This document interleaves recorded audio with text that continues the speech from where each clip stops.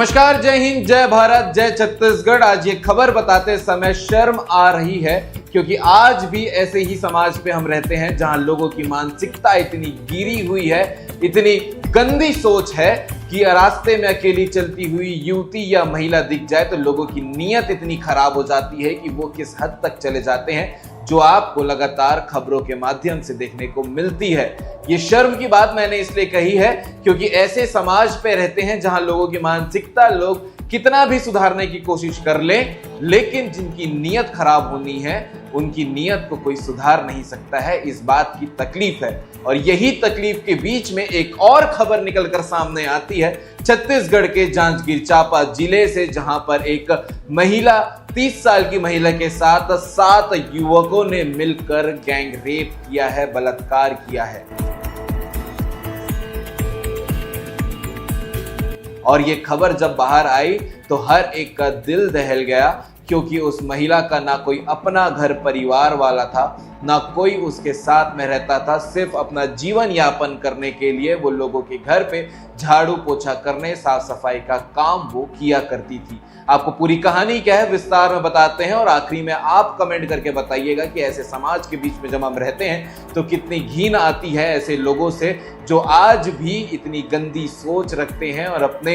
नीयत को जो है कंट्रोल में नहीं रख पाते हैं। जांजगीर चांपा में एक महिला रहती थी, 30 साल की, मंदिर परिसर में उसका घर था और वो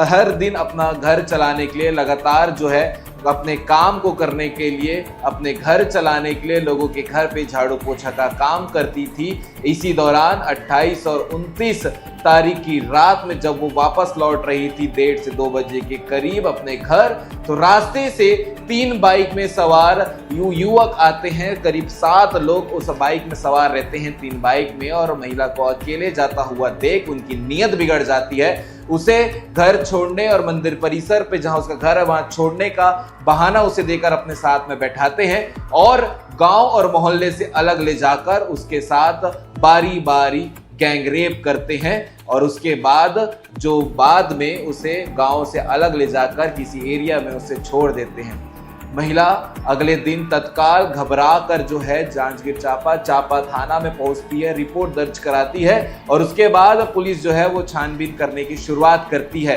सीसीटीवी फुटेज के माध्यम से। जिस हिसाब से महिला ने पूरी डिटेल बताई थी कि कितने लोग थे, कितनी बाइक थी, उसे जांच करती है, टेक्निकल टीम का सपोर्ट लेती है और 24 घंटे के अंदर में जो है इन आरोपियों को पकड़ भी लेती है। पकड़ने के बाद जब इनसे पूछताछ किया जाता है तो सभी ने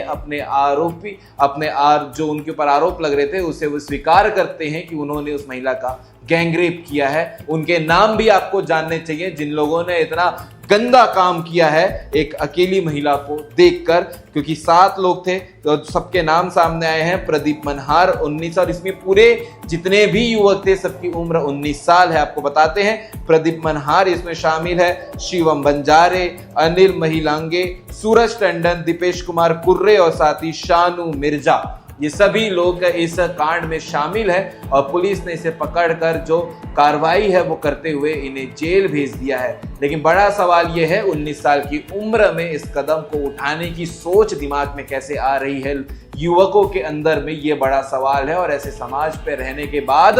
क्या महिलाएं रात में निकलने के लिए सेफ हैं अपने ही मोहल्ले, अपने ही गली पे? क्या अपने ही पेट को पालने के लिए जब वो अपने घर से निकलती हैं तो घर रात में वापस लौटने के लिए वो आज भी समाज में सेफ नहीं है? ये सवाल ऐसे कांड जब होते हैं तो लगातार उठने शुरू हो जाते हैं। इसी के साथ में उस महिला के अंदर अब क्या गुजर रही होगी जो अकेले अपनी जिंदगी गुजारने के लिए घर घर जाकर काम करती थी? इससे बड़ी तकलीफ की बात क्या होगी? कमेंट जरूर करिएगा कि ऐसे जब कांड होते हैं तो फिर जो मानसिकता महिलाओं के अंदर आती है, जो एक पीड़ा होती है कि आज भी हम सेफ नहीं हैं, ये कितना सही है। क्योंकि इतनी तकलीफ जब होती है, जब ऐसी खबर निकलकर सामने आती है, इसलिए मैंने शुरुआत में ही कहा कि शर्म आती है ऐसे समाज में रहने में जहां पर आज भी लोगों के अंदर इतनी गंदी और भद्दी सोच है।